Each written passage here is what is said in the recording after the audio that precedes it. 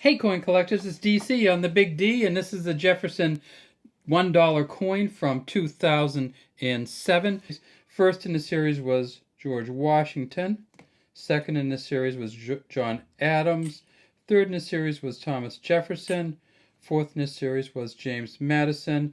And that is your first four coins all came out in 2007, with Jefferson being the third one, because as it says here, he was the third president of the United States from 1801 until 1809. These coins are all kind of strange looking as far as I can tell. This is a Joseph Mena engraving, and I don't blame Joseph, I just blame the materials that they use. This is a copper zinc manganese nickel clad copper. And what happens is it's pretty shiny when it comes out. And you see the Joseph F. Mena there, the JFM.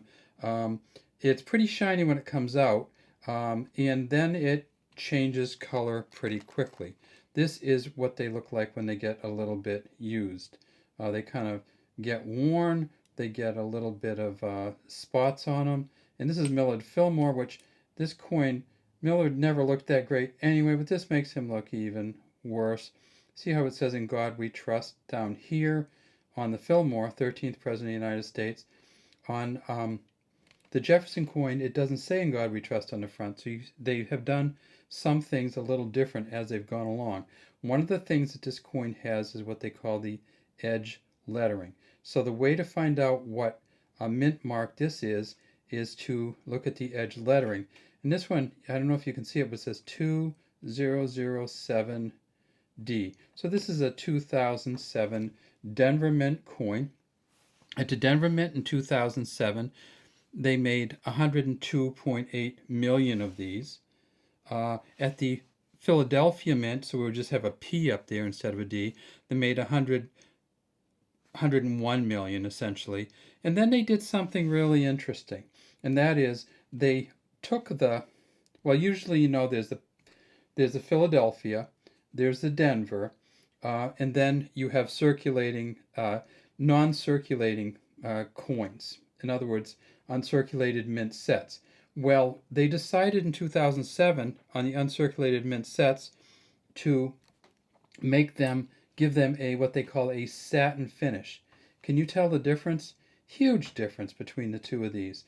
So this is actually from one of the uncirculated mint sets. Let's tip it up and actually look at it. And you see that says 2007P. Now, isn't that weird? So this is a Philadelphia Mint coin, but it isn't, and it's uncirculated, and it's from the uncirculated mint set, but it's not the same as the regular circulating coins, which is, I just find very weird. This is the Washington. I'll show you the Jefferson is obviously the same thing, but it looks totally different. This coin actually looks much better. They should have done them all in the satin finish. The problem is that it costs more, and the benefit was that it cost more because that way they could charge people more for the uncirculated mint sets, because you couldn't get these. You can't get these satin finish coins anywhere except in the uncirculated mint sets unless you buy them from a dealer. How many did they make? They made 896,000. So a little under 900,000 of these. These are worth between $2 and $4. In this condition here, probably closer to the 4, and you can tell it's an uncirculated mint set satin finish because there's a P on it, and it's a totally different color than the regular coins. Now, what about the San Francisco Mint? Did they put one of those out? Yes, they did. And here's the San Francisco Mint coin right here. Same thing, it says Thomas Jefferson. And you see the difference between this and the satin finish? It's just totally different. You can't confuse them. And this, the S coin and the regular finish. So whenever you see any of these three coins, you know which one it is. If you see it like this, or kind of worn out like this, you know it's the regular issue. If you see it like this, it's the satin finish, and if you see it like this, it's always going to be an S, and it's going to be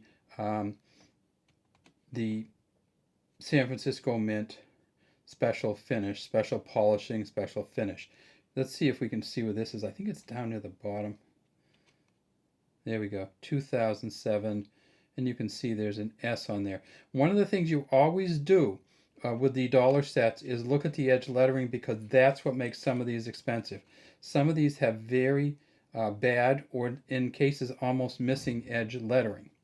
Another thing you do when you look at these is you look for the die cracks. Let's talk about the different things you might look for in a Jefferson dollar coin. And there are a number of errors. So let's talk about what the specifics are. There is die clashes, and you can tell that by looking at them. There's double dies on some of them, the 2007P for one. They have weak edge lettering. They have partial edge lettering. They have missing edge lettering. And so whenever you get these, the trick is it's really, really hard to look at the edge lettering on these. And so what you got to do is you got to get exactly the right distance. And I'm moving my camera up and down. And then you got to enlarge it exactly the right amount. And then as you go around, you just got to see if you have all of the edge lettering. E pluribus unum, in God we trust. And then 2007, and you can see it. So that's how you check it out. Look at the edge lettering. What are they worth? Well, it's interesting because this 2007S is only worth $3 to $4 because they made 3.8 million of the San Francisco Mint sets, and because in all honesty, people just don't think these look that great, and so they have not spent a lot of money trying to collect them. Let's look at the back. We haven't spent any time on the back. We've looked at the edge in the front. And on the back, it's the Statue of Liberty, and that's on the back of all of these coins. It says United States of America as you go around the coin. It says $1 here, but it's dollar in numerology. It's not a DOLLAR, it's just a 1 with a dollar sign.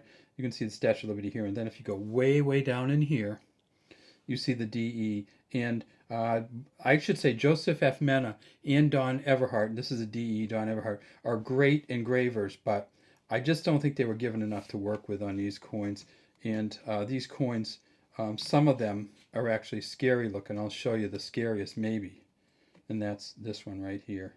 This really looks like there's something wrong with James Madison, just in terms of his eyes and some of the other stuff.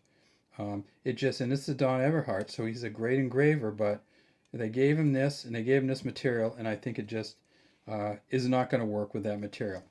Anyways, we'd love to have you subscribe to the Big D Coin channel and leave any comments you might have in the comments section.